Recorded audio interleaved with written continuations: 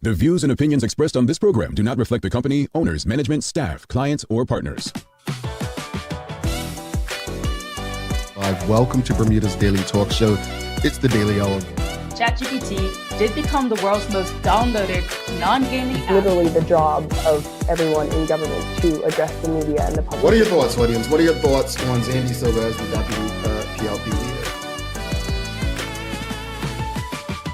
A community that can't feed itself is a community that... What you may not know, though, is that Bermuda, we have a connection with Epstein, too. Things that people are doing right, the youth are doing right, that is not being advertised enough. When you see access to U.S. dollars disappear, that's when you have a problem. You've got a town in the UK with a similar sized population. This place absolutely outshines it.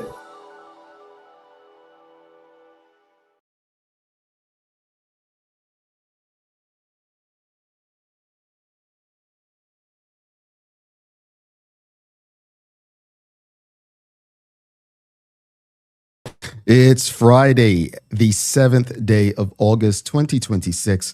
This is the Daily Hour, Bermuda's Daily Talk Show, brought to you by the BAC Group of Companies, HSBC Bermuda, Medical House Lenders, People's Pharmacy, and big love to Hot 1075 for ensuring that we can pump through the radio airwaves with these most important community conversations. I'm Jamal Hartman. How's everyone feeling today? Happy Friday to you. Happy Friday to you. It is the final day of the traditional work week. After a long weekend last week, hopefully everyone recovered enough to be productive at work this week. But yeah, summer's almost over. Just over a month to go. Hopefully you all have been productive and safe and good citizens of Bermuda throughout the summer, but summer is almost over. Anyway, greetings everyone, and thanks for making us part of your daily routine. Leadership, faith, and solutions. Yes, Pastor Maria Seaman drops by to discuss it all today. So really looking forward to the conversation. Always a good conversation with Dr. Seaman. The daily play is going to be a things you should know. Things you should know. I think this is so crazy. Like some of the stuff is like, why would we know?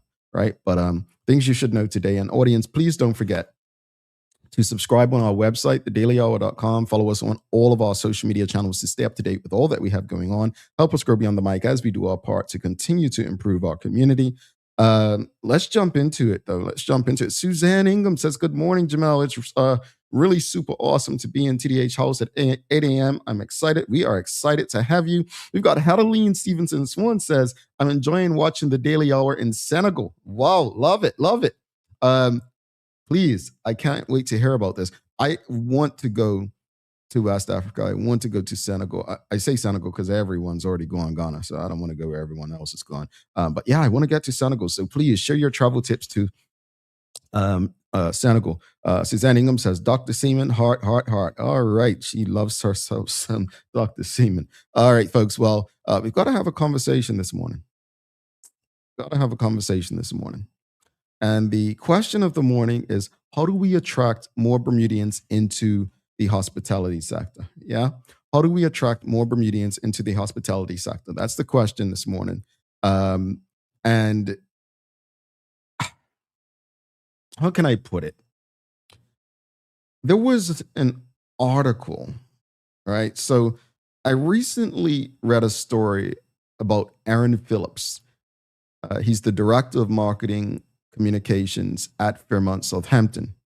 And he was encouraging young Bermudians to consider careers in hospitality. Now, I smiled when I read it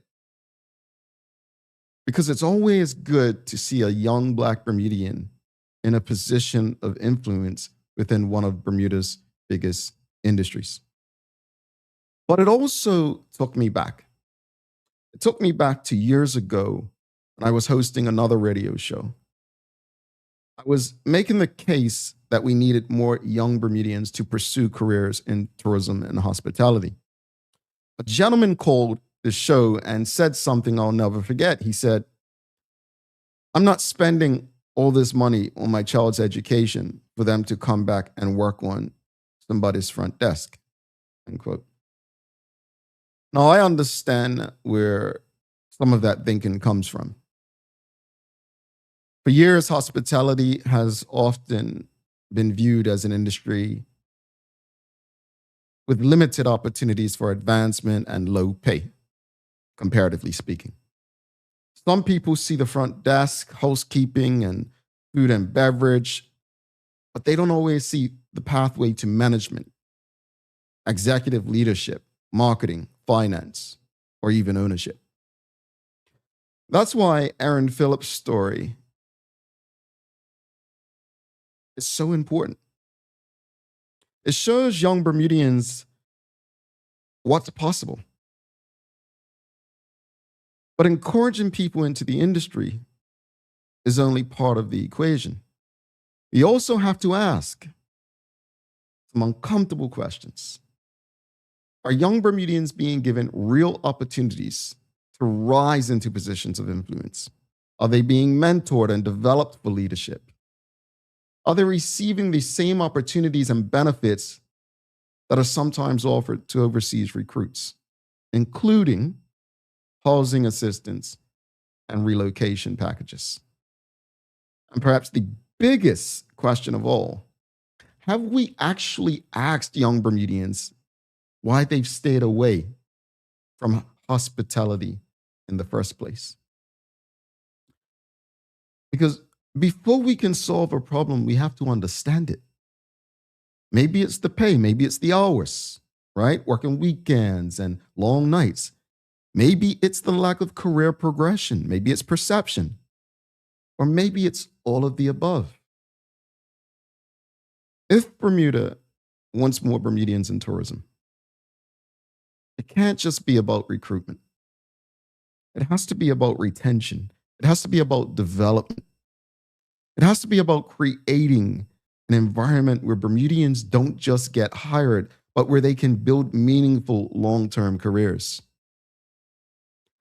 Tourism is one of Bermuda's most important sectors. It only makes sense that Bermudians are visible at every level of it, from the front desk to the boardroom. But if we want that to happen, it's going to take more than offering a title. People want to be respected. They want to be listened to. They want opportunities to grow. And if we can create that culture, I don't think we'll have to convince nearly as many young Bermudians to join the industry. What are your thoughts, audience? You see the question. How can we attract more Bermudians into hospitality? Think about it. We'll take a break and come back with your daily discussion brought to you by Titan Express and Secure. People's ACW, located at King Edward VII Memorial Hospital, carries over-the-counter medicines, toys, cards, and even toiletries. Our knowledgeable staff are there whether you're at emergency, visiting family, or a member of BHB staff, to show you our best even when you're feeling your worst. People's ACW, we're here for you.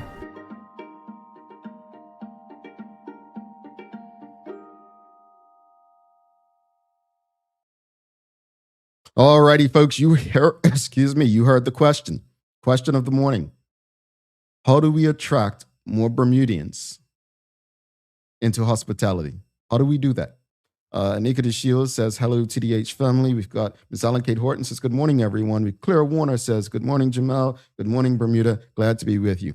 But yeah, Fairmont Southampton's opened this new restaurant, beach place down there, Palmetto, whatever it's called. And they've got, they're seeking Bermudians, right? I'm going to say this. From the time when Craig Kennener was the premier, promising 2,000 jobs, to David Burt saying that this hotel will seek 800 jobs, right? I always said, are we sure that jobs are what's going to solve Bermuda's problems? I always questioned whether or not that's the real issue.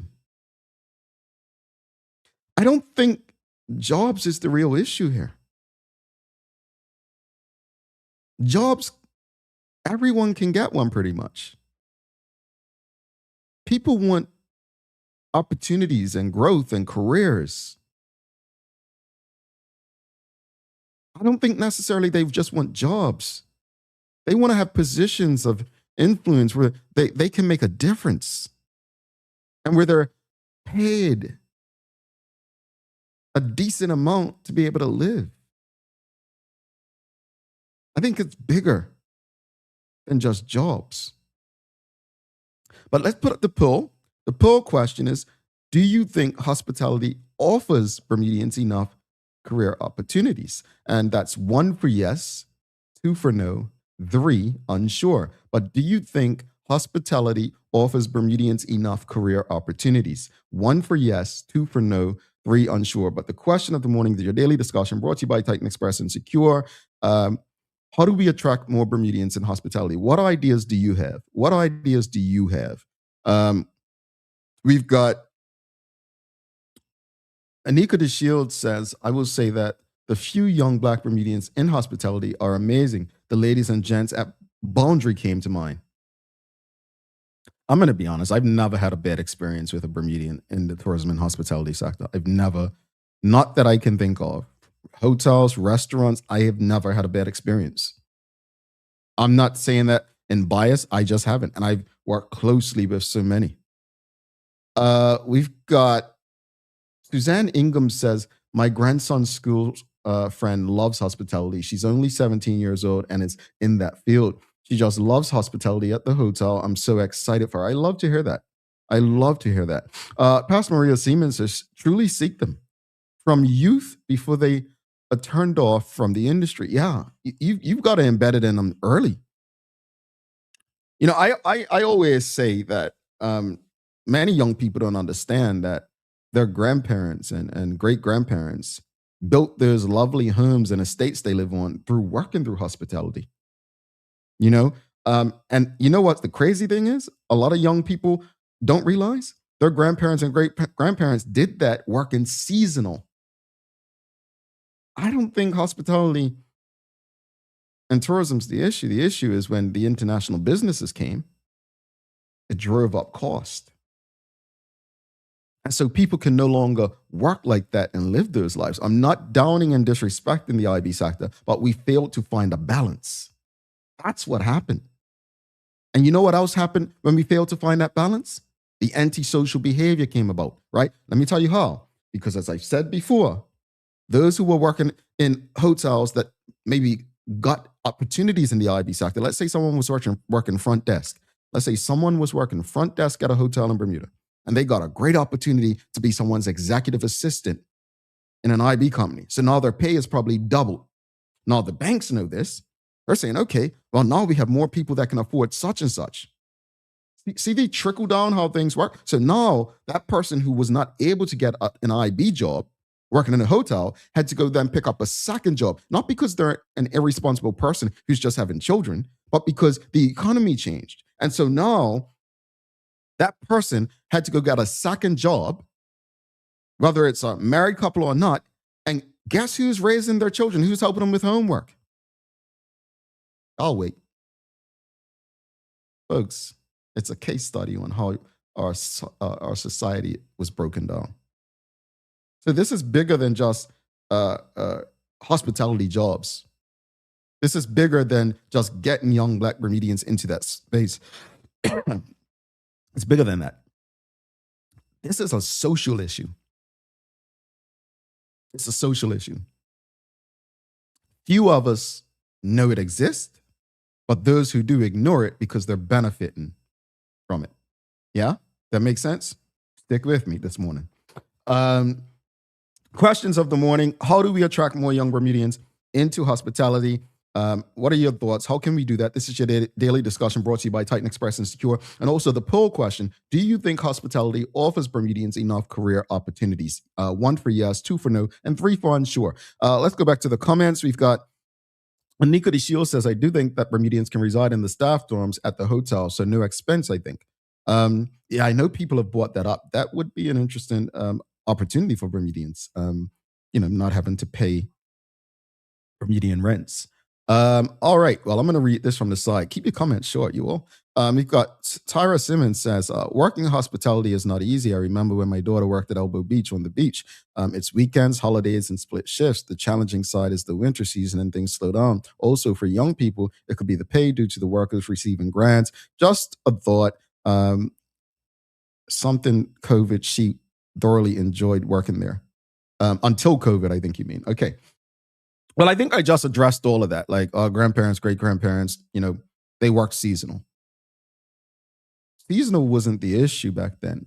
Bermudians were able to work seasonal and take care of their families and build their homes and estates. They were able to do that until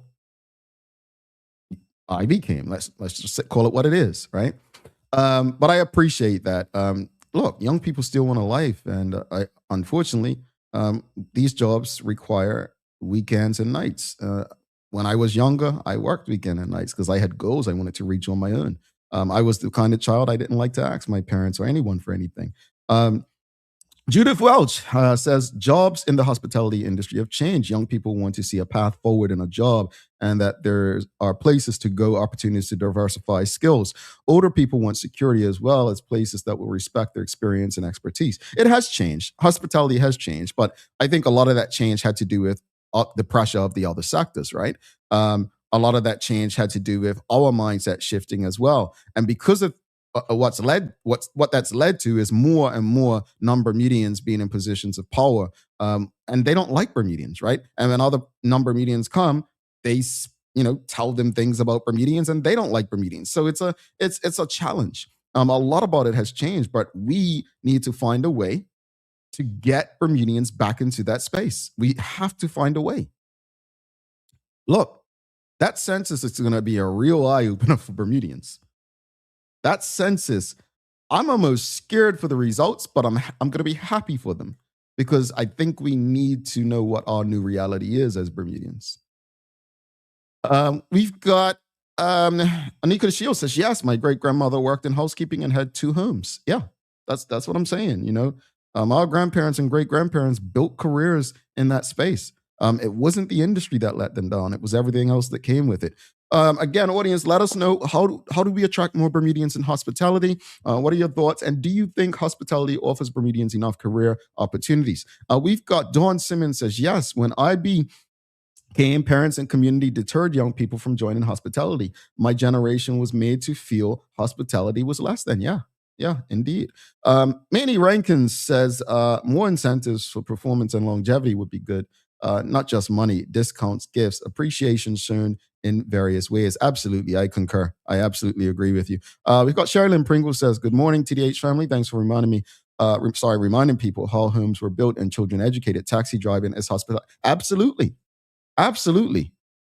And thank you for bringing up taxi drivers. Like when I worked in tourism, I always saw my job as 2 things, making sure that my best friend and uncle could eat. They're taxi drivers, right? They're cab owners. That's how I saw it. So every time I was bringing people to Bermuda, this is them being able to build their houses or renovate their houses and feed their family. Yeah, absolutely. Taxis are a huge part of our hospitality industry.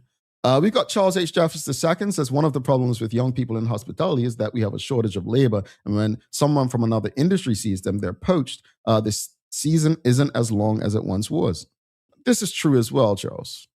Yeah, this is true. The best talent is poached. I mean, I've heard that some from the Bermuda Tourism Authority have been poached by other places over recent years. So, I mean, yeah, that stands up. That absolutely stands up. We've got Amanda Kelly says, good morning. When I went to hotel college, there were internships during school where students were paid by the establishments. Do they still do it? Many had the opportunity of finding their niche, housekeeping, dining room, etc. I want to ask, by a show of yes or no. This is a nice poll this morning. Yes or no? Just yes or no to this question. No other comments. Have you worked in the hospitality sector, in restaurants, in hotels, in tourism anyway, like tour guiding, at a tourist shop, maybe a taxi driver? Like, have you ever, yes or no? I want to get everyone who's tuned in. That's 100 something of you tuned in right now across every platform. A yes or no. Let us know, yes or no, have you ever done some kind of hospitality job? Yes or no? And I'm going to go through all of these. All of these. Dr. Seaman says yes. WKD Lama, yes. Shawnette Sumner, yes. Sherilyn Pringle, yes. Manny Rankins, yes. Anika De Shields, yes. STW says yes. Glenn Simmons, yes. Angeline Butler, yes. Amanda Kelly, yes. Suzanne Ingham, yes. Nikki Michelle, yes. Antonio Foster, yes. No Kristen Souza, no Stacey Ann Brown, yes. Crystal Simmons, yes. Jennifer Oboy, yes. Ifees, no. Esther Trott, no. Paula Brangman, yes. Sheikha Rena, yes. Charlene Johnson, yes. Yes. Charles Jeffers. So I'm going to stop there. All right. So I'm going to say it was probably 70-30 in favor of yes. 70-30.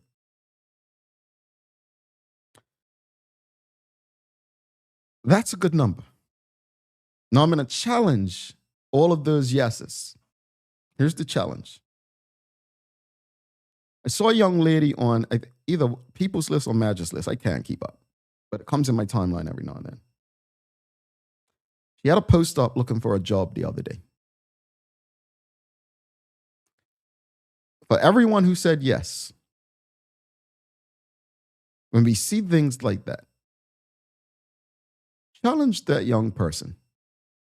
Hey, we need Bermudians in the hospitality sector. Go to every hotel, every restaurant. Go TCD. I'll pay for your license if you pass the test. The reason I'm saying that, some people just need hope. They need hope. And we need to shift our mindset as a community and stop making people feel less than for working in an industry that many of us are benefiting from today. For every person, every young person who's a lawyer or an accountant or actuary or whatever high-paying reinsurance position, I guarantee you, you're doing what you do because of the sacrifices of those who built their careers some way, somehow, in the tourism and hospitality sector. Don't degrade what created paths for you to enjoy the success that you do in your career. If you want to ask me to answer this question, how do we attract more Bermudians into hospitality? We absolutely have to humble ourselves, a bit of humility as a community, and get people to understand that everyone's not going to be a lawyer or an accountant. Not everyone's going to be able to work in the reinsurance space. But there's a place for everyone. I think bartending is one of the hardest jobs to do. I think being a waiter or waitress is one of the hardest jobs to do. Sorry, or I think they say server now. You got to deal with people's attitudes. You have to balance plates. Now, you all know I'm Jamal Steve Urkel Hartman. I'd have your food all over the floor. But it's not easy. Remembering what's on a menu. Stop degrading what we don't seem to value. And start showing appreciation for the things that gave you the opportunities to blossom and flourish and prosper into who you are today. Folks, this was your daily discussion brought to you by Titan Express and Secure. The final poll results, 61% of you believe hospitality offers Bermudians enough career opportunities. So that's good. Now let's get some Bermudians in those hospitality positions. Let's show some love to Titan Express and Secure. Then I'll give you a days of the year. Stick with us. The daily discussion is brought to you by Titan Express and Secure. Titan Express delivers safe, professional, and reliable transportation and tours across the island. From island tours to cultural expressions, they set their standard. And Secure is your go-to for property management, waste management, and residential and commercial services. Visit securebda.com. Professional, punctual, and reliable service is their commitment to you. Alrighty, folks. Just want to read a couple comments real quickly before we go to the days of the year. But Charles H. Jeffs II has said, taxi driving is one of the last majority Bermudian part of hospitality industry. It will be interesting to see if ride sharing will change that. That would be shameful. That would be shameful if it is changed. And call me what you want. I think that would be shameful. STW says, look at how the hoteliers treat Bermudian hospitality workers. The horror stories in the industry aren't talked about enough. I have my own stories from working in tourism, how they look down on us, how they speak about us, how they don't value us, it's bad. And I think we need to highlight that because I tell you, we can talk about young Bermudians having bad attitudes, but no one should have to put up with the crap that some of us know has been going on and how people have been treated. So I get that. I'm not going to ignore that. All right, days of the year, folks. Well, it's National Lighthouse Day. I would say let's celebrate that, but do we even have a working lighthouse in Bermuda at this point? I mean, things just deteriorate so much.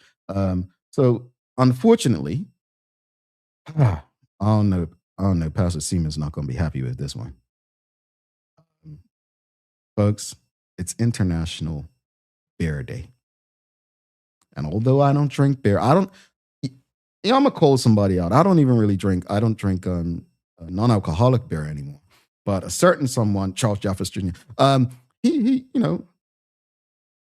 came over, bought some non-alcoholic beer, so I indulged. But it's International Beer Day. So if you do partake in the beer drinking, let us know, what's your favorite beer? What's your favorite beer?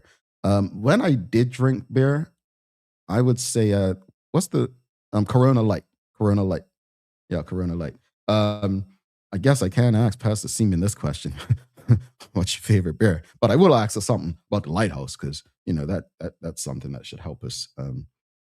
It's shameful how we don't have it. But let us know your favorite beer. I promise you, Pastor Seaman's not going to give you spanks for telling us your favorite beer. But let us know. We're going to take a quick break. We'll be back and looking forward to the conversation with Pastor Seaman. And here's what I hope. I hope that you all have the courage to agree publicly with something she says, if you agree with her. Because so many times, whether she's on this program or, Trevor puts out a story or something, people are like, oh, I agree with her. I'm like, well, why wouldn't you say it out loud? The same way we could disagree with people loudly, we can agree with them loudly. It's no shame in agreeing with someone when they're right, It's like yesterday I quoted Donald Trump and the 10% he was trying to limit, he was trying to put on a credit card interest rate, saying banks had been taking advantage of people forever. Two things can be true. Donald Trump can be a bad person to you, but that doesn't mean everything he does is bad. And I'm not comparing Pastor Seaman to Donald Trump. I'm just simply saying, because you all take things out of context, you take clips and stuff, and you do what you do. But my point is, you can agree out loud if you agree with something that she says. It's okay. It is. All right, I did ask you about beer, your favorite beer. We've got Glenn Simmons' Guinness. Red Stripe, says Sherilyn. Is that the Jamaican beer? We've got Red Stripe Sorrel, says Sherilyn Johnson. Manny Rank says, wasn't there a Bermudian beer once upon a time? Oh, probably. I think like a draft. All right, folks, we got to take a break. Enough beer talk. We're going to come back after this. I don't want anyone drinking by the time they get back. The comments are not coming through clearly. Stick with us. Guess what? Bermuda's most popular game is back. That's right, Shoe Buy is back in stores. But wait, there's more. The brand new Shoe Buy Summer Edition is here too. Bring the laughs, the vibes, the friendly chaos to your barbecues and summer get-togethers with Bermuda's favorite game. Don't miss your chance to get yours. Visit BermudaTrivia.com and follow Bermuda Trivia on social media to learn more. One Lucky Bucks in the summer edition has a golden ticket with the chance to win a grand prize courtesy of One Communications. Hi there, welcome to Medical House. We're located at number 6 Bakery Lane. I can't wait to show you all of the great stuff that we carry. Come on inside, let's see. Long days, long shifts, you no longer have to endure comfortable underwear. Designed by nurses, we now offer premium undergarments by Swoop that are unique, fun, comfortable, and functional. The only underwear you'll ever want to wear. Who says high-quality functional products can't be stylish and comfortable at the same time? See it all at our new expanded location on Bakery Lane. Discover Drop It, your go-to grocery delivery. Browse and select from a wide range of groceries, from fresh produce to daily essentials. Our friendly drivers deliver fresh groceries to your door fast, saving you time and hassle. With Drop It, you get fresh groceries delivered fast, so you can focus on what really matters. Drop It, freshness at your doorstep, delivered to your door with Lindo's. Why go anyplace else?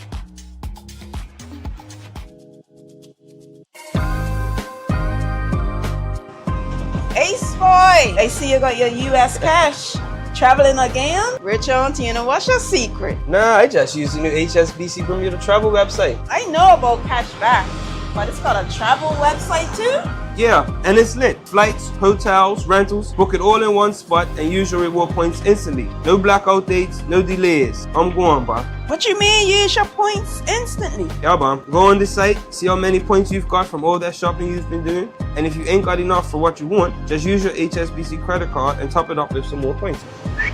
Okay, spend the points, stack some more. I see, I'm got you now. I know, right? Log on to redeem.hsbc.bm. Book your travel deal. Pay with your points. No blackout dates. Easy and hassle-free. Visit redeem.hsbc.bm and get going. HSBC, opening up a world of opportunity. HSBC is licensed to conduct banking and investment business by the Bermuda Monetary Authority.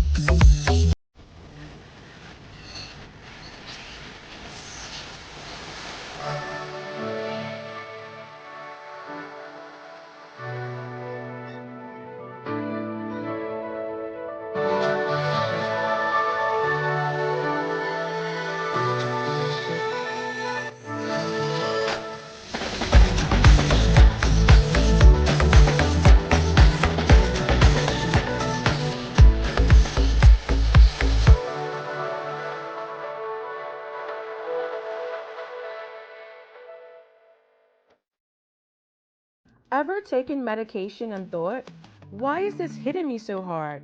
Or why isn't this doing anything at all? Here's something you may not know. Your body processes medication the same way it needs to process food, using enzymes. And these enzymes metabolize medication so it can be converted into its useful form or removed from your body. Pharmacogenetics looks at how your DNA influences the way your body metabolizes or breaks down medications. It helps explain why a drug that works well for one person causes side effects in another and barely works at all for someone else. That means the same pill at the same dose can feel very different from one person to the next. It's not about blame, it's not about doing something wrong, it's simply biology. And once you know what works best for you, medication decisions stop being guesswork and start becoming personalized. Alrighty, welcome back to the big show. Jamal Hartman here. This is the Daily Hour brought to you by the BAC Group of Companies, HSBC Bermuda, Medical House, Lindo's, People's Pharmacy, and big love to Hot 1075 for ensuring that we can pump through the radio airwaves with these most important community conversations. Folks, don't forget to subscribe on our website and follow us on all of our social media channels to stay up to date with all that we have going on. Help us grow beyond the mic as we do our part to continue to improve our community. All right, I love some of the answers real quickly. I asked, what's your favorite beer? It's International Beer Day. I love this. Ramon Smith says ginger beer. We've got Donna Trott says the best beer ever back in the day was root beer. You know, I was tempted to ask Pastor Seaman, what's her favorite beer? Ginger beer, but you all killed the joke now, so I'm not going to ask her. So we're going to avoid that altogether. But I wanted to share something real quickly before we brought on, just something different. So as you all know, at the end of May, beginning of June, I started writing again, and I share my articles on Substack.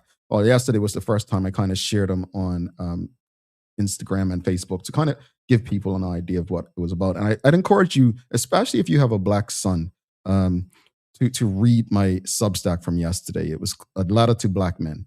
And the purpose of it was, when I was in Bermuda for Bermuda Day, the amount of young Black males walking around with like angry faces, like someone's done something to them, with a drink in their hand and just angry. I'm like, where's the love? And when I was in Belize last week, I was sharing that I was on the property walking to meet my group for dinner at night. And I saw a Black couple walking toward me, and the man basically said, "What's up, Black man?" And I responded, "All good, hope you're good, whatever." And we, ended up talking later on at the bar with my virgin mojito. Gotta let you all know that. But I share that because, and I don't want to tell you too much. Go read it, and if you need me to share it, I will share it with you. But when I say I come at things with love, unless you've like literally done something to me or my family, I have no reason to dislike you or hate you, or like it's weird. So I'd encourage people to read it and share it. I don't share things with the Royal Gazette or with even this show necessarily. That's my personal, that's personal. So I can share it with you, email it to you. You can reach me at jamal@bermudacommunications.com or jamal.hartman@yahoo.com, and I'll send it. But I wrote the article before that was about Clyde Bass. The article before that was last month. I celebrated 2019 to now 7 years of no alcohol. So I get very personal and allow you into my space with my writing. So if you have Substack, go find me. Everything you can find me easily. Everything is Jamal Hartman online. All right. There's HARDTMAN, by the way. All right. Now I'm with. Thank you, Shawnette Sumner. It says, "Excellent letter to Black men. A good read. You were spot on." Thank you, Shawnette. And she has 2 Black sons. We've got. I agree with Quita Outer 8074. Looking forward to hearing Pastor Seaman. I know I am too. And let's give her a warm. Hold on, let me make sure I got the right music. All right, this we gotta. I don't want to press that boo song. We gotta press the big cheering song. Let's give a warm TDH welcome to our very special guest today. Unfortunately, we have not had her on, I didn't realize, since the final show of last year. So let's bring on Pastor Maria Seaman. Greetings, Pastor. How are you? Oh, you're on mute. They need to hear you. All is well. God bless you, and good to be with you. And hi, everybody. Well, Pastor, another joke. It is International Bear Day, but I have to tell this. Do you remember? This was about a good 16, 17, probably longer than that, 18 years ago. I was at Hamilton Princess. You were at an event at Hamilton Princess. And I was sitting off with, I believe it was one of your church members at the time, and we were having dinner. You came over. I hope you remember this. You're like, "Brother Hartman, what's in your cup?" And you're like, "That don't look like fruit juice." It always makes me laugh, right? I think that's what I learned. You had said you had never had tasted alcohol. Do you remember? Do you remember that? Never. Wow, never. And congratulations, hallelujah. I need to go visit some other tables. But yeah, I remember that. It was quite funny. I was like, "Oh, I hope I'm not getting him in trouble." But yeah, no, I remember that like it was yesterday. But thank you for always making time to come and engage. I'll say this much: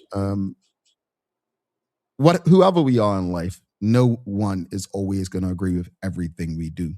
But the courage it takes to still take that stand publicly, especially, I don't think people understand that enough. So I think there's value in it, and I think over time, more people, even though they may compliment in silence, have started to appreciate, not that they necessarily agree with everything someone says, but they're starting to realize that they don't have to believe that someone could be right multiple times. So I just want to, before we get into the conversation, say thank you for continuing to speak on what you believe is right and how Bermuda should be living. But I'm going to jump right into it now. I want to jump right into it because I still follow and read what you say, and some people who follow you as well. And let's be honest, Bermuda is facing a number of social, economic, and political challenges while the Progressive Labor Party prepares to choose its next leader. What do you believe, Pastor? What do you believe? Like, what qualities, I should say, do you believe are most important in a leader during times like these?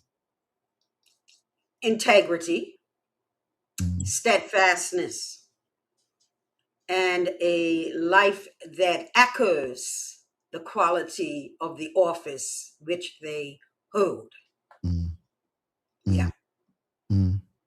When you, and I know you will share it, but when you look at the two names that have been put forth, the two people who've put their names forth for leadership, do you see those qualities in either of them? First of all, I respect both of them. I went to school with one and I taught the other. And so as I look at both, I've already asked my administration to arrange meetings with both of them because I need to speak with both in order to truly assess where they are. And again, what they're going to say now as to what's going to go on once they are the leader. Let me say this, something that really struck me yesterday. I've just returned home to the island after being in another island for 6 weeks. And once I get pre-customs, I look up and I look at the image of who is the leader of Bermuda. And I almost become weepy at times to recognize this is the spirit of the person, or this is the spirit that we are imputing over the island. It's serious. This is more than a political ploy, move, game, whatever. To me, this is spiritual, which is always stronger and vitally important to a nation. And that's why, and we'll talk about it, we're experiencing some of the things that we're experiencing because the spirit of Bermuda has changed. But I don't think, I even those who may have issues with some of the things you say, I don't think they can honestly disagree with what you're saying. I just don't. It would take us to be dishonest as a people to disagree with you in saying that. And just to finish up on the leadership battle that's to come, what do you believe should be the leader's top priorities for the government in addressing the issues affecting everyday Bermudians? I think it's important that the leaders deal with the extremes. It's almost the alpha and omega of Bermuda. In other words, you look at the senior population and you look at the children. All right. Unless we're dealing with these two polar ends of our population, we're not going to have the seniors feeling appreciated or the little ones growing up appreciating the seniors. So anything that involves or is about them, if it's not in order, the island is not in order. And we are not in order. I'm going to say that. When it comes to our children, when it comes to those that have trod the path, that have laid the foundation so that we can show off and do who we want to be, it's not right. And we have to be honest about that. And you've spent years, Pastor, working closely with people in the community. And again, some of the work you've done in and out of the classroom, beyond the pulpit. From your perspective, what are some of the greatest struggles families are facing today? And where do you believe more support is needed? I believe that the major struggle, and this is a 2-word phrase here, Bermuda has, and here we go, identity crisis. An identity crisis. This is hours of conversation, but here's the short. We want to be Bermudians, but we want to be a part of, I'm going to say it, Caribbean or Caribbean. I grew up, it was the Caribbean and Bermudas. We want to be attached to the UK like the USA.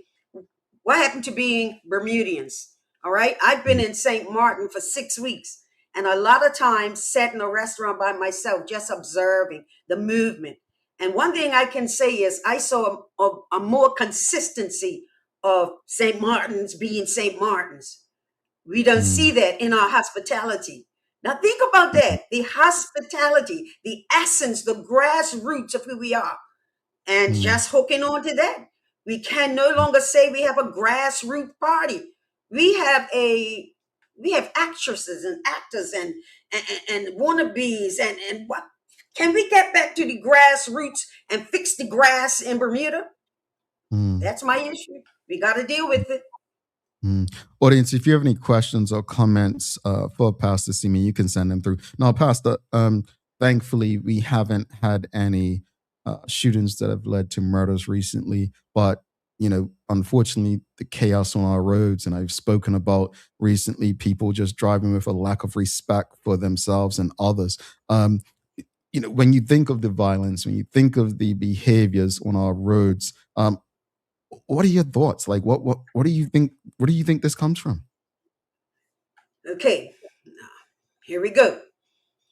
One of the things that we learn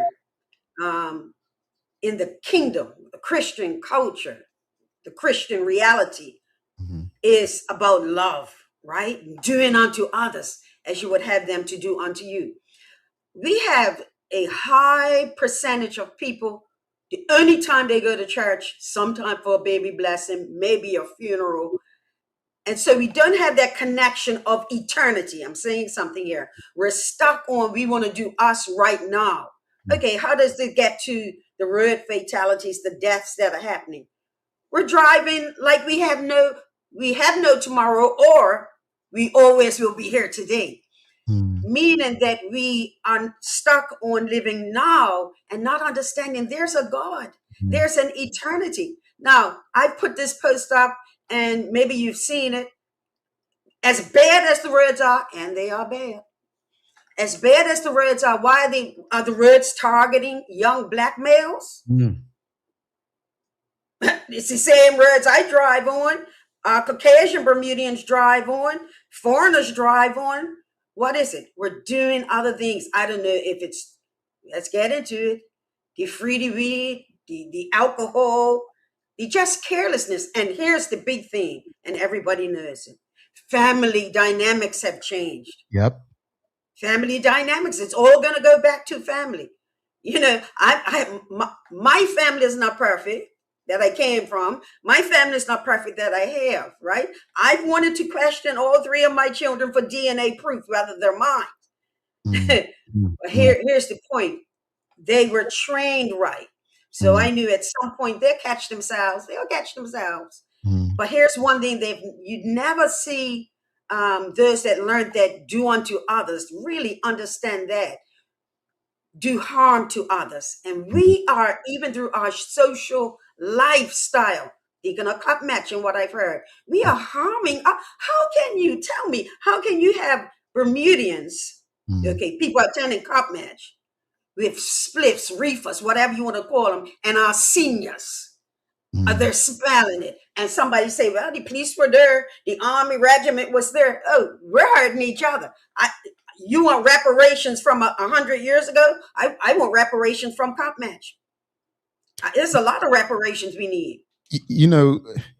Your point's valid, because there was a time when, and I've spoken about it on this show. Actually, it was part of my long, article or post I put up about cop match last year, where it was a time when people wouldn't smoke around children or elders and so on. There was a respect thing that went on. So I get your point. And now it's done so openly that people just honestly don't seem to care. I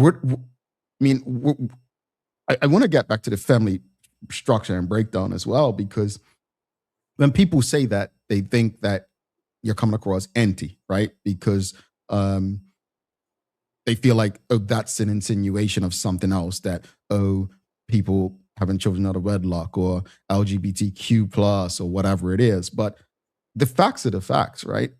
Two things can be true, right? And I do think that when you look at it, let's talk about what I said earlier about the hospitality being impacted by IB coming into Bermuda, and then parents, some two-parent households having to go out and work. So now who's helping the child with their homework. That's part of the family breakdown of the family structure as well. So it's not always the political stuff, right? But speak to, how do we get back to that? Well, we have to truly admit that the family situation dynamics are targeted, right? And therefore, you got to have this Bermudian fight. Like, oh, I see what your plan is. And so I'm going to counteract that. How do you do it? Well, you can't change what's going wrong. You only can start with the next generation that's being born. If we don't start, if parents are not wise enough, swift enough to understand, listen, this Bermuda, people want to control this island. And the way that you control this island, shut out the hospitality. Bring in the exempt, then bring in the exempt, but it won't be all Bermudians. You bring in foreigners. Now we look at the hospitality. Who's in the hospitality? Foreigners. We don't get the picture yet. Make life difficult. A downgraded education system. People feel like they got to run away. Okay. Attack the family. All right. Now people feel, well, we need money. Go on the street, sell the drugs. What? It's an attack on the family. I'm going to tell you. And my family's been attacked, so I ain't throwing at a glass house. I'm trying to keep my glass pretty strong right now, right? I'm going to tell you, you have to, as a parent, I'm a grandmother now, you have to understand where the attack is and literally prepare your children from birth to being in this Bermuda that's set against us. And the shame is that we have the people in power, but we haven't become any more powerful. So what you have to do, we need people thinking. I'm going to say, I'm a Christian, I'm a pastor. There is an empowerment that I learned from being a Christian. You may think it's just a story. David, I'm taking on I don't care what the giant is. I tell the story. I went to Bermuda College 1 year, wanted to be a doctor. Didn't even go 1 year. I went for 2 months. Met with the president. He said, what you want to be? I said, I want to be a doctor. He said, well, you need to open up. What? I said, I ain't being under no man that limits me. Quit the college, got in hospitality, right? Waitressing, hated people, but I learned. And why? Because I was not going to allow somebody to determine my future. I learned this from being strong in the Lord. I'm telling people haven't even tried church and they hate church. I learned so many power messages. And it's helped to keep my mind right. So I don't have to use all those bears. I can stick with ginger bear and root bear. I'm good. I'm good. You said something earlier. Now, I've been a proponent of, I'll never forget, I was a PLP delegate 2008. And that was a conversation going on at the delegates conference. I guess I could share this publicly. It's been so long. But there was a conversation going on at the delegates conference about the legalization of marijuana back then. And I was one of the young people in there who stood up against it at that time. Over the years, I've felt differently. And literally because of something you said, even though you didn't advocate for it, you were against, but you just said your children were raised right. So they were always pretty much going to understand, like come home, whatever those challenges were. My point is, I believe with education, right? People won't go toward that. I feel like we failed to educate people to do things. And, you know, you haven't said it this morning, but I'm expecting you to. And I think someone in the audience said it. Let's see. Yep. Allison Russell says, get the children back in Sunday school. Now, you haven't said it this morning, but Dr. Seaman, like, I'm okay with marijuana being legal if we're educating children to know that that's not the way to go. That's where I think we differ on the law. But I because I'm a proponent that if we educate, like you said, raise our children right, then they're not going to go that way, right? But too many will.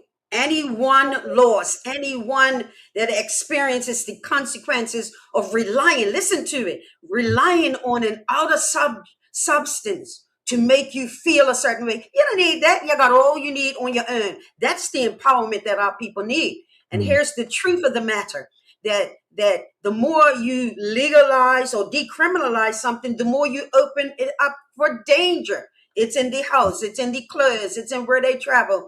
And as a scientist, biology, we know that the brain is not fully mature to age 25, why are we exposing our children to it so that we can be free? No, we're just putting our people in bondage. And we have a political party and the Senate, I'll continue to say it, I'm Ray Russell's child, that absolutely approved this nonsense of decriminalization. You just open it up more. I can go to the grocery store, smell a car, open, here goes the weed. I said, Lord, I hope I don't get high. What am I going to do? I don't even know how to be high on some substance other than the Holy Ghost. You do not need me high.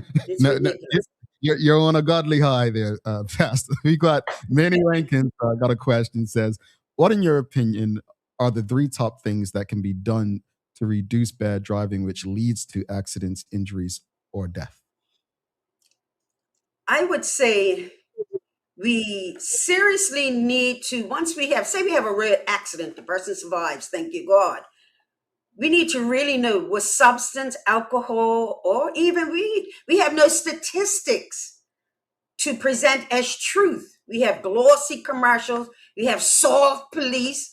I thought we had cameras that were put up the last election. I saw a big room with cameras, something down Lawyer Hill they're putting up. I don't see them being used. Charge the people. When they survive, if they have alcohol, take away we're not, listen, if you don't learn, you're going to feel, right? That's what we're taught. And our people are not feeling it. So they're going back out and doing it. Now we've got the e-bikes. So somebody, listen to me, somebody making money off of us getting e-bikes and going to kill ourselves and the rest of it. So there needs to be a sobriety aspect of this. Stop all the cute commercials. Oh, we're asking that. Listen, take them in court. See what's going on. We need proper statistics because they teach the children they all know how to ride. When you're high, you're going to ride different. When you're tired, you're going to ride different. Sleepy, all types of reasons. So it's no one-shot answer, but we've got to do it differently. And again, the words are not just attacking us. The words are not prejudice. Something's going on. Yeah, they don't discriminate. Nikki Michelle says, we would be remiss to ignore how the world is shifting. Politics and even religion are no longer callings by default. For some leaders within them, they are simply a way to pay the bills, right or wrong. It is changing. The industries that once ran on honor no longer run on it for the same reasons. Expecting the same from them isn't realistic. Anything to say to that? Oh, of course, definitely. I'm just going to stay straight up. You're probably attending the wrong church. A lot of people are. Maria Seaman, Shekinah Worship Center, they hold me accountable. Every nickel, dime, penny.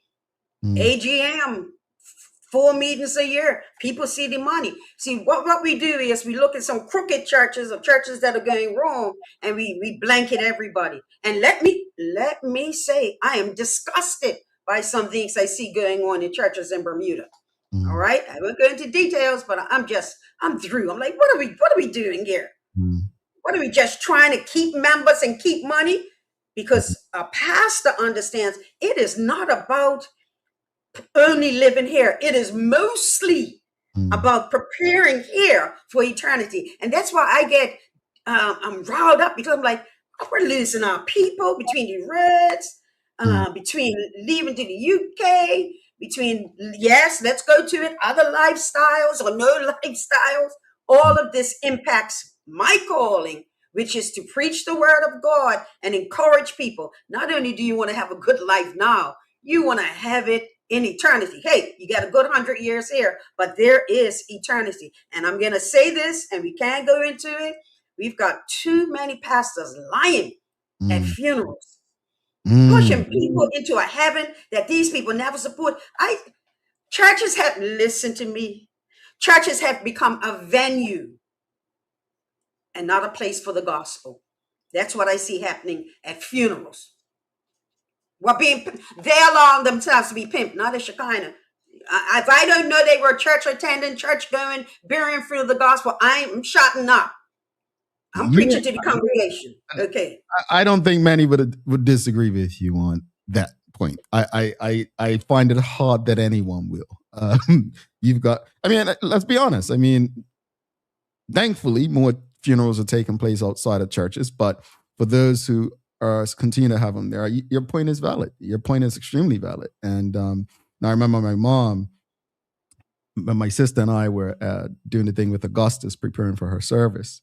My mom was a church-going Christian, but she always said for years, from when we were children, that one song she did not want at her funeral was "We All Get to Heaven," because that's played at every funeral, and it's like, so to your point, like it's like you're making a mockery of it. So I completely understand your point. But years ago, you came on, Pastor Seaman, and we were talking about, I was reading some statistics that Christianity is losing numbers like, crazy, while the Islam faith numbers were rising, and saying that it would probably be overtaken by a certain year at that point. Again, as you mentioned, times have changed. The world is evolving. Why do you think Christianity numbers are falling, but Islam, for instance, is rising? From the cradle to the grave. Let's start with that phrase right there. That the children, if they are not being brought to church, sent to Sunday school, all of that, there is a God space. There is a space within the heart of mankind that know that there's a power, there's a greater, right? If they are not taught that it's God Almighty via the Christian church, let's say that, then there's a search going on, and they're going to find what they want to find. Now, as far as Islam, hey, I'm aware of what's happening in Dearborn, Michigan, in New York, in Wisconsin, in California, and in the UK. So I know what's going on with Islam. Remember when I talked about the Hajib Day at the Barclay, I got blasted. Well, welcome to what eventually is going to happen. Okay? Why again? We've become soft. We don't want Maria Seaman to talk because she's a female. Well, can we get the males? All the bishops, all the apostles, all the prophets. Can some man stand up? No. And this is what the Bible will prove. That when men stopped speaking, God brought forth a woman. Said, let's go. Let's get it done. So I'm not disappointed that God is using me. I'm disappointed because I believe that more than a woman, a man is needed. Men are needed. All the leaders of all the religions should be speaking up concerning every topic. That way the godly voice will be heard. Where there is silence, the gap will be filled in. Hence other religions, libations, and the rest of it. Looking for who you are in Africa. Why am I going to look in Africa? I'm going to look at the beginning. In the beginning, God. There you go. That's my heritage. So, and I'll come back to that.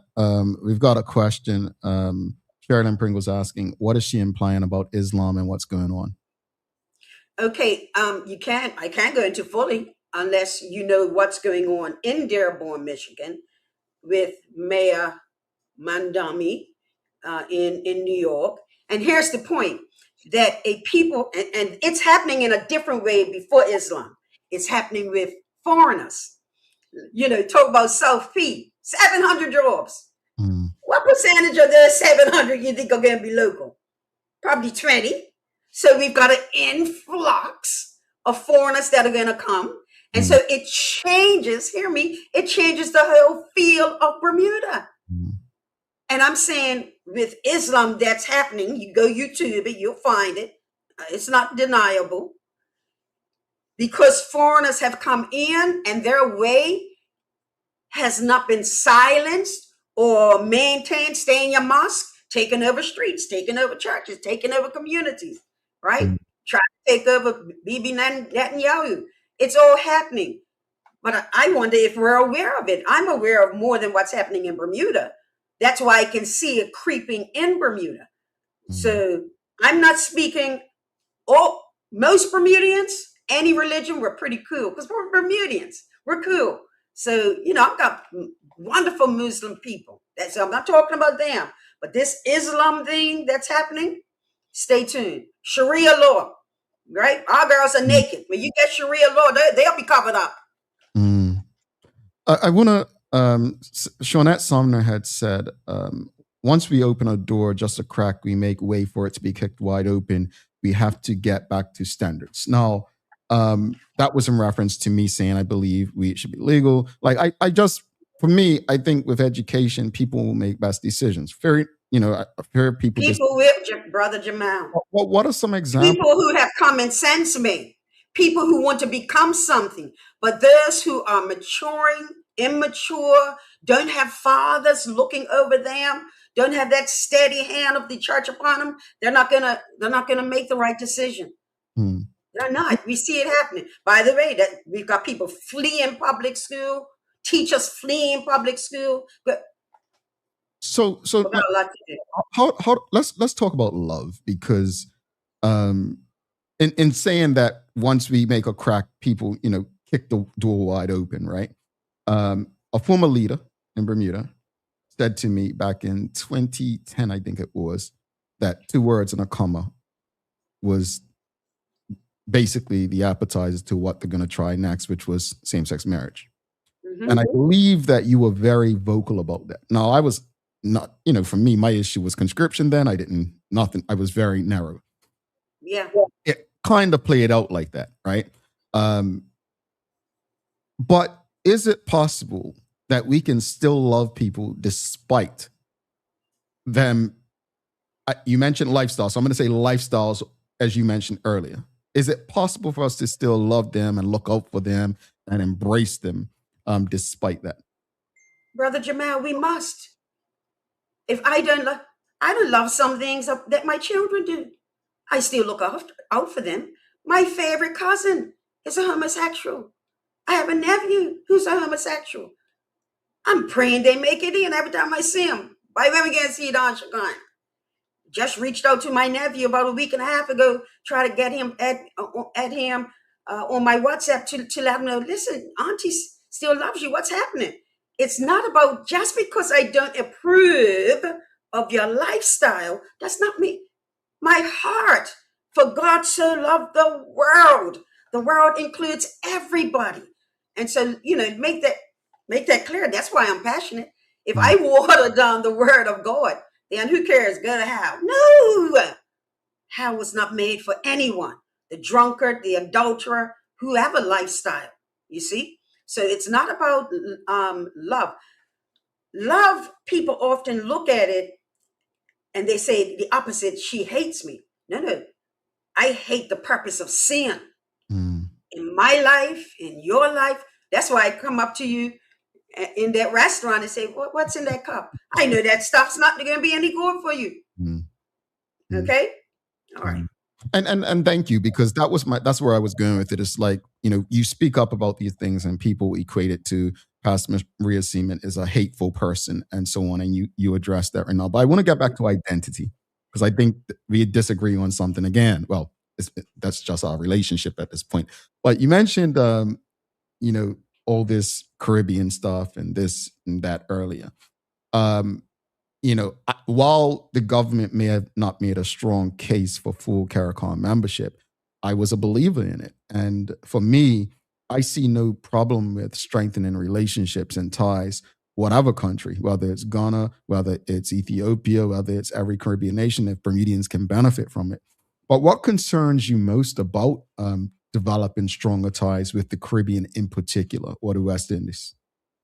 First of all, I don't have any concerns about strengthening ties. I was just in St. Martin. I questioned. I said, I'm just a hour's boat ride from St. Kitts, because I asked where my grandmother was born. Now, I say that to show that I care, but also to state I could get closer ties by going there. Now, my issue with CARICOM would be that we haven't exhausted the associate. We're just finding out about it. We're just starting to hear about it. So I'm not going to become, I'm a conspiracy person. Yes, I am. I don't know what's going on that we're going to jump in with 2 feet overboard. But no, we need to take our time. And that's what we're not doing. And again, it's always the shiny thing, the new thing, the new words, the emotional. I want to know we need to deal with the emotions of what's happening in Bermuda. Why we can't take care of home business before we want to grab out to do something rather than fixing. Don't distract from home. Get home straight. But Karen come there and fix our education, and fix our potholes, then fix our hospital, then fix our hospitality. Is this what we're saying? I don't hear it. And so I am not against strengthening ties. I personally, what? No. Yeah, I've got a young minister. She's in St. Kitts, wants to hook up. I go to Africa. God willing, we'll be going again in November. So it's not about not hooking up with or not connecting with other places, the Caribbean, Africa. It's about, wait a minute. Have we hooked up with ourselves? How about that? Let's do the self-hook up. People, power to the people. Let's stop being so weak that we got to go for something else that's shiny. No, we got to fix some things first. We got to understand, be educated. Well, what does this really mean? Are more foreigners? Because then you're going to say, no, they're not foreigners. They're just like us, they're the Caribbeans. So here we go. No, we're Bermudians. And there's no one like a Bermudian. Okay? I'm proud. I am godly proud. I love this place. St. Martin had those wonderful mountains I was looking at every day, catching the bus every day. But woo-wee, when I got back home to Bermuda, I said, my God, home, sweet home. And until we listen to me, big statement, until we love ourselves, we always look for something out to bring in. Same with alcohol, cigarettes, smoking, vaping, and the rest. Until we love ourselves, we always look to heal, bring a healer in. No. God is healer. Appreciate who you really are. Let's go back to the audience. Crystal Simmons says, some would say that religion has always been a part of our lives in Bermuda, but nothing is working. How do you reach people without making the basis Christianity? Because not everyone believes in that. Yeah, they don't believe in it because they haven't been taught it from their youth. We got so inclined. Ooh, international business, money. Ooh, we can finally have money like everybody else. We didn't realize we had the wealth and the richness of a relationship with God. And we traded that in, working, gonna do all this. And now we've lost our way. So I'm good. I'm making it as a Christian, loving it. Our people, there's nothing wrong with Christianity. Many folks haven't really tried it. They've taken somebody else's opinion. They don't like one person, so they blanket the whole church structure. No, we haven't given it what we should. And I want to tell people, I'm at this point in my life, 61, grandma son of 3. Hey, come on down to Shekinah. Check it out. You know whether we're real or not. Shirley and Pringle, I'm still waiting for you to come down. Hey, I'm as real as it gets, and it's going to be truth spoken through the word. I ain't going to pimp you. I ain't going to try to be a social committee. I'm preparing people for heaven. All right. Christianity works if you work it, but we're not been working it. I'll leave it there. I wrote a Substack. I was speaking earlier about how I began writing again, and a Substack I wrote last month was titled Beyond Belief. And the focus of it was, while I was grateful for my upbringing in the church, and in the last 2 years, my 2 youngest sisters got baptized in their churches. But I said that religion is really comes down to where we were born, right? That's where our beliefs come from, right? If I were born in the middle of Morocco, I would grow up thinking that Islam's the way. But I was brought up in Bermuda, where there's a church pretty much on every corner. So I was made to believe Christianity is the way. I say that because the internet opened up the world, right? And the internet has people challenging, many things that we were taught and told. They're not hanging on to what their parents and grandparents gave. And it goes back to like even hospitality, the way we think about that. Our children are going away to school. Like we're going away and we're going into spaces and we're engaging with people that our grandparents didn't engage with unless it was literally war back then, right? So with that taking place, with people being exposed to so many more things at younger ages, and like, hold on, not only don't they go Sunday school or church, but even if it's something they learned in Bermuda, they're now exposed. Well, this person comes from this place, and like, you get me? Like, it's not my goal or role or place to insult someone for believing what they believe, but I do accept that a lot of what we believe is based on where we're born. Can we agree on that? I hear what you've said, and I agree with it. And I want to say this. This is the crux of the statement here. Do you believe in it, or have you become it? You see? Once I went away to school, and of course that's 40 years ago. And I was exposed to some things, but I always hadn't heard, well, no, my pastor said this, and my mom and dad said that. So I stayed the straight and narrow, right? Because not only did I hear them, I believed it. And it wasn't religion with me. It was a relationship. Oh my God. Everything within me breathed being a Christian. So if you don't have that start, you're going to go off because, again, you're looking for the answer. Now, what you have to do, because you mentioned if you go to Morocco or whatnot, you have to look at the tenets of that faith. Do they appreciate people? Yeah, some people say, if you don't believe what I believe, we're chopping off your head or we're chopping your hands off. So you always look at the tenets and the visual evidence of what people believe. Here's what I want to say to conclude this little box here. Every nation has a footprint, a DNA spiritual footprint.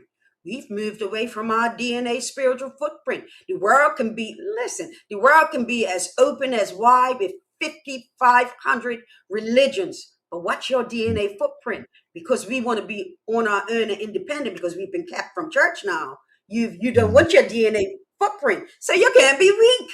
If watch this statement. If you don't know your DNA, you're going to be weak. Too many fatherless homes. We can't get to that. If you don't know your DNA footprint, to embrace it or say, no, that's what it is, I decide not to do it. But you've got to really know it. And again, it's not religion with me. It's relationship. And that's why I have to speak up concerning.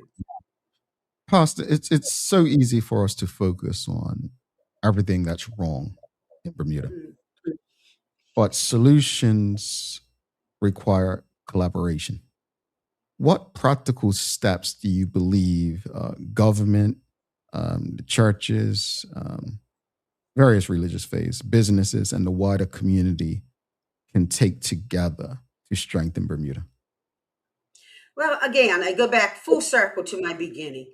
If we look at the young people, if we look at the seniors, if we're not working together to make sure that they are catered to. I grew up Lloyd Hill, Devonshire, went Elliott to start. And every morning we would run into the children that came from Birmingham. And so I built up a love, and I really wanted to build a home and run it, a children's home. How many homes do we have? We had Sunshine League. I think they had 99 years. We got in government, and by we, I mean PLP. We got in government. I didn't see it really improved. We were sending people to minister at Birmingham because it's my heart, my youth.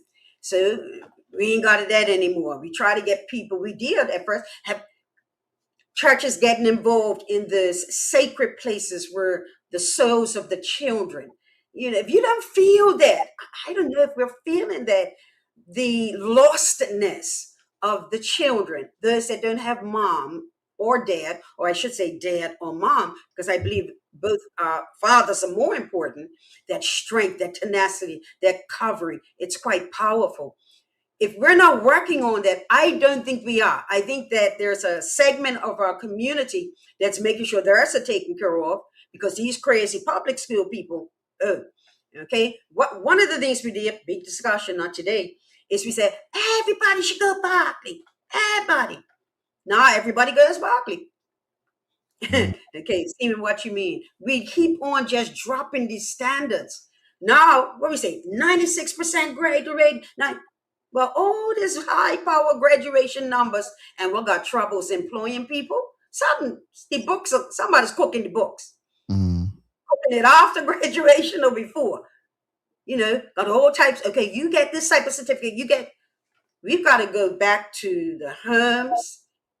I believe sociologists need to be employed to understand these children and why they're not learning, why they're not disciplined. until we deal with it. And then our seniors, who trod the way, the grassroots, where are they? Can they afford to live? Are they packing groceries? My mama would have never packed groceries. Diane Russell, no Ray Russell. No, because they already worked, and my dad hospitality all his life. And so therefore, until we truly deal with not getting in power, but empowering the people, when you're in power, close my eyes, whoever is in power. But I just don't know if it's going to happen, because I've been here looking at this seriously for 20 years saying, good Lord, Bermuda's at its worst ever, and we've got our people in power.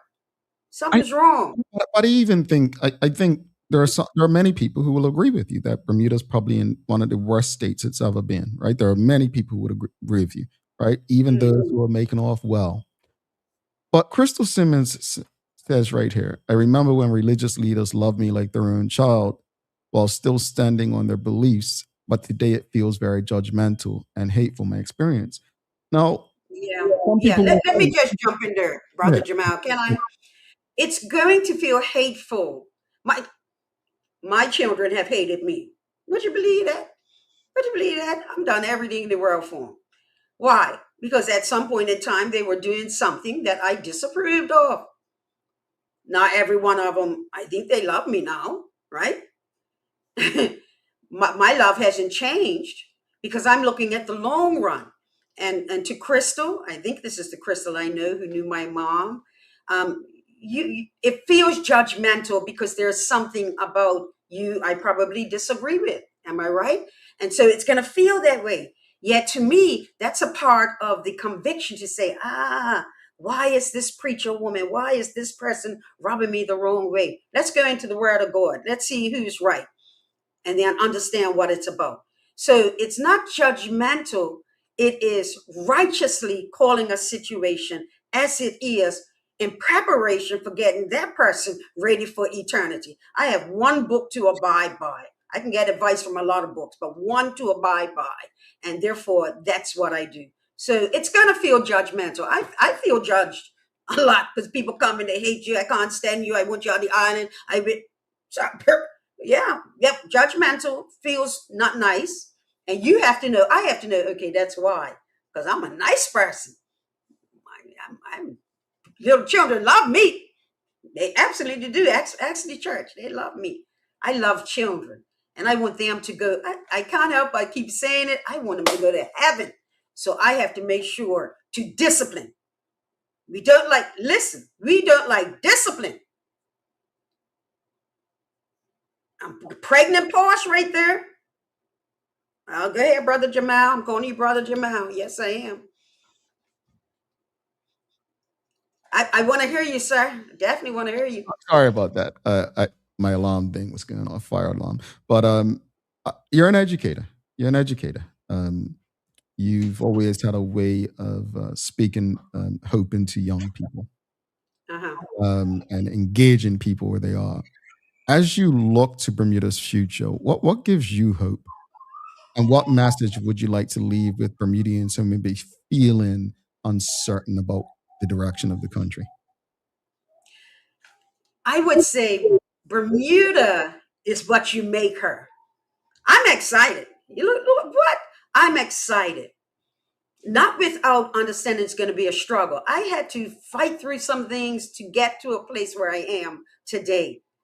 How do I know that Bermuda has potential? Everybody wants to come here. I have a couple of people in St. Martin. They got any jobs? And people hit me up. What am I? I know a job market person. We have a diamond in the rough. It's rough right now, but if we can stick to the wicked, if we can keep hope alive, and I got to get you back. You got to come back to the one that gives hope. Truly, not based on poor experience, somebody else's testimony. If you want to change things, you've got to be the change agent. So every school student out there, you become the change agent and say, nobody kicking me off my island. I will be the best at whatever I do. Be I work on the streets of Bermuda, be I work at the hotel, be I work at a church, whatever I'm going to be number one. I'm going to do it with such class and dignity that it will be undeniable that I am the best thing that ever happened to this job place. It's a mentality. And our people are weary, tired parents. Look, just a little something. They found out the child nursery thing was closed this week. I'm had to look out for my granddaughter. I'm weary. I said, God, thank you for menopause and we don't have children at this age. What? What? Listen, we have to understand there is plenty of wealth in Bermuda, plenty of riches. I was about 8 years old. I was hooked up with a rich family, Black. Therefore, I got to go to Pomanda Gate. Only white, 95% of white people. I didn't grow up saying I hate these people because of what they have. I said, yeah, they got that. Well, I got one advantage. I got God. I didn't know if they had God. And I said, here's the other thing. Anything I want to get, I'm going to get. That's it. Mindset. Greater is he that is in me than he that is in the world. What? You think you're going to stop me? Not as long as I got the greater. If we can get that mindset going, our children will be on top of the world in the most beautiful island there is, called Bermuda. And I'm telling you, I learned that in the house of God, not with a political pastor, not with a punk pastor, with a strong. I was under Charles Foster Fabler, Goodman C. Smith, marching against things, standing up, making a name. That's who I am. And then my daddy, first and foremost, now everybody knows Ray Russell. What? Mm-hmm. He was going to speak the truth if he was the only one speaking it. Mm-hmm. And that's what you got to do. It's been a pleasure. Shout out Bermuda. Bermuda's the best place in the world. Don't let them kick you out of your country. Don't you move. Stay here, fight for your island. Jamal's away for a different reason. Don't worry about that. Go ahead, Jamal. I appreciate it. Honestly, I thank you for always being open to engage. And I think the only time, and I want to share this publicly real quickly, if you don't mind, but the only time Pastor Seaman ever said she wasn't available was when she had to be there for her mom. Your mom was very sick and we reached out. And I say that because it's not about agreement. Like, I mean, again, we still will leave this conversation disagreeing on some things, but I appreciate that you can share. I don't find, for me personally, I get why some people might feel like your passion is hateful. I'm okay with people disagreeing with me. That's why I do what I do for a living. I think that through these conversations, hopefully we can find, some area of both truths being at least acceptable or understood, if not acceptable. But I appreciate you always being willing and open to discuss some of the hardest things. I mean, we have so much more we can discuss, but I know we're out of time for today. But thank you. And to all of your church members who continue to support this show, even when you're not on, I'm grateful for them as well, because that says that they appreciate the community conversations that we're having. So thank you for your time, Pastor, and always making time for us. And I look forward to the next conversation. Thank you, Jamal. I'm available at any time. Like my daddy, I have always got plenty to say. Thanks, everybody, for tuning in. I'll see you at Shekinah. There's no place finer. Blessings abound. Pastor Maria Seaman talks in. All right, folks. If you appreciated that discussion, please give us a thumbs up, a love, a like. Make sure you share it with your friends, your family, your colleagues. We're going to take our final break. After this break, we'll come back. I'll give you a daily play, give my final thoughts on the discussion and the conversation with Pastor Seaman. Don't go anywhere. Stick with us. Children love to play and have fun. And they love gifts even more, especially ones that they can enjoy and learn from. With Bermuda Trivia Coloring Books, kids can explore the island while they color, learn, and create. The perfect activity for fun and learning together. Available now. Visit BermudaTrivia.com and follow Bermuda Trivia on your favorite social media platforms to learn more.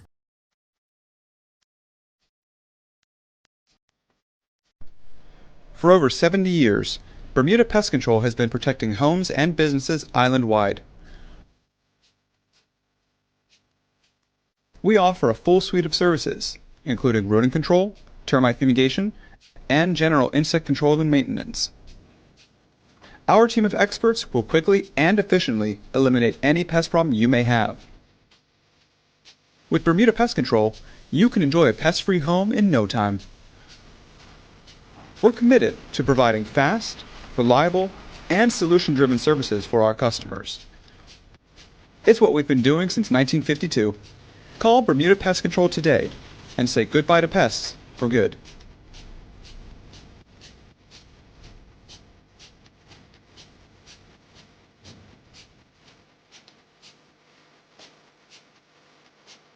Dreaming of expanding your business? With BDC's Loan Guarantee Program, we support your ambitions. Get up to 75% guarantee on bank or credit union loans up to $300,000. Just your vision and our support. Apply today and unlock new business opportunities. BDC, Bermuda Business starts here. Life moves fast, and so can the unexpected. When you insure your home, you need to know that your insurance company has your back. At Friesenbrook, let one of our friendly and professional agents give you that peace of mind. Because when you are covered, you are confident. Call us at 296-3600 or visit friesenbrook.bm to learn more. Sometimes, all we need is to relax. Take our minds away from it all. A midday break from the busy day. And just a little time to ourselves. Relax, take a break, and unwind with Bermuda Trivia's crossword puzzle book. Available now across Bermuda. Visit bermudatrivia.com and follow Bermuda Trivia on your favorite social media platforms to learn more. Alrighty, welcome back to the big show. Jamel Hartman here, folks. Thanks again to Pastor Maria Seaman for stopping by, having that conversation with us. Always appreciate the open, engaging, and direct commentary from Pastor Seaman. Just want to give a shout out and big props and thanks to the BAC group of companies, HSBC, Bermuda, Medical House Lenders, People's Pharmacy, and big love to Hot 1075 for ensuring that we can do this with you on a regular basis. All right, folks, it is time for the Daily Play brought to you by Bermuda Trivia, now available at stores throughout Bermuda. Follow Bermuda Trivia on Facebook, Instagram, Twitter, X, and TikTok to find out why it's Bermuda's favorite trivia game. All right, audience, are you ready? It's the things you should know, and I didn't know this because I'm just going to say I genuinely didn't care. And I didn't care because I don't drink coffee, not any other reason. But the question is, in what country was the first Starbucks opened outside of North America?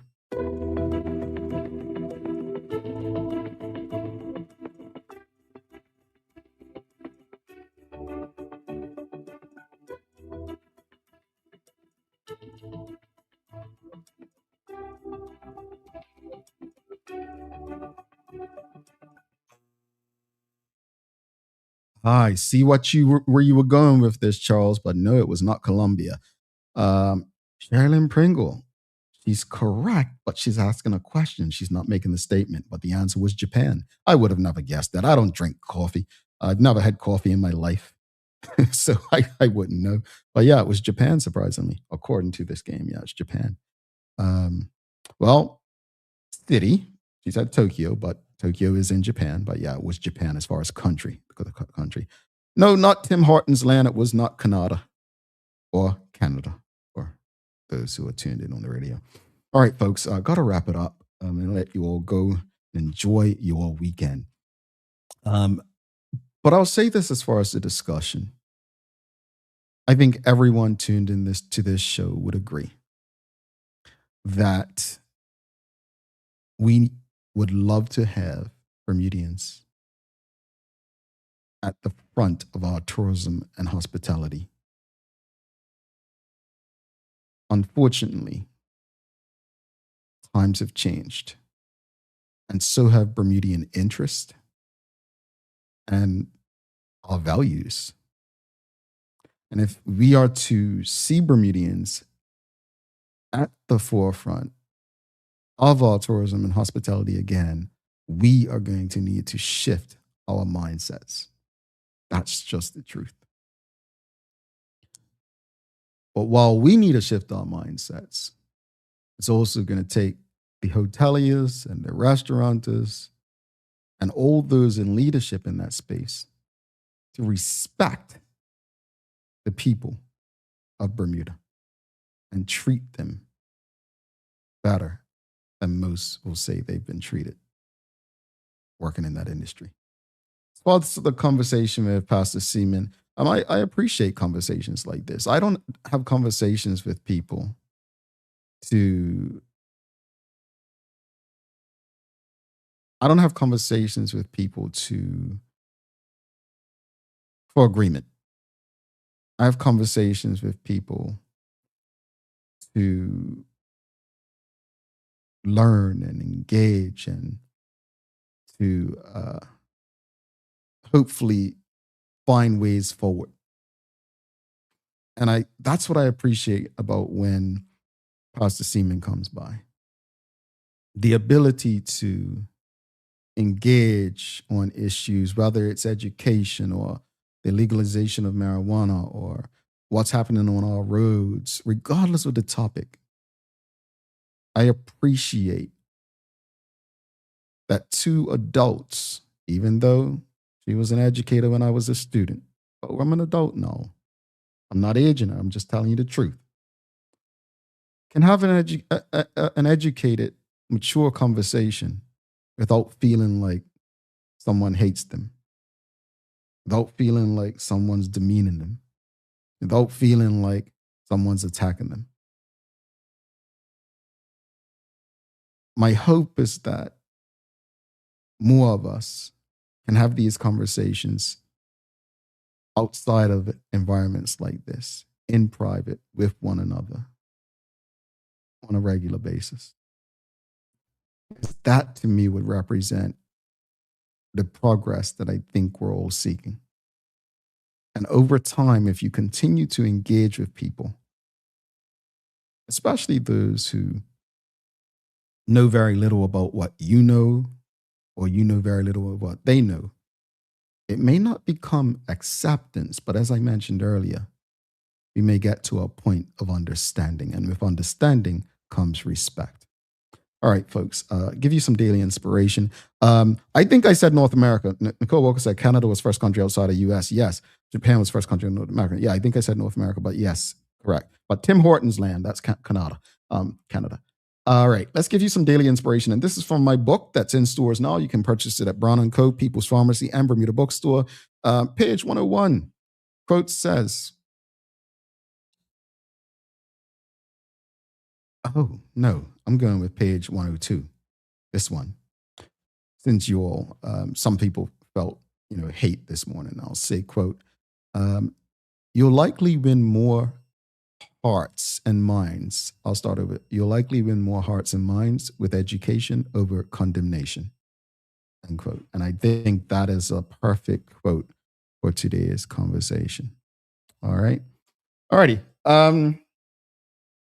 Yeah, I read North America. And what country was the first Starbucks opened outside of North America? Yeah, that's what it says. All right, folks, I got to let you go and start your weekend. But don't forget to subscribe on our website and follow us on all of our social media channels to stay up to date with all that we have going on. Help us grow beyond the mic as we do our part to continue to improve our community. Thanks again to our partners, the BAC Group of Companies, HSBC Bermuda, Medical House Lindos, People's Pharmacy, and big love to Hot 1075 for ensuring that we were able to pump through the radio airwaves with these most important community conversations. As always, we appreciate you, we love you, and we thank you for making us part of your daily routine. If all goes well, we'll be back again. Let me just let you know when we'll be back again. Give me a second. We will be back again, it looks like, on Tuesday. We'll be back again Tuesday, August 11th. All right. So that said, I'm Jamal Hartman. Please do make it a safe and a great weekend. We are out. Peace.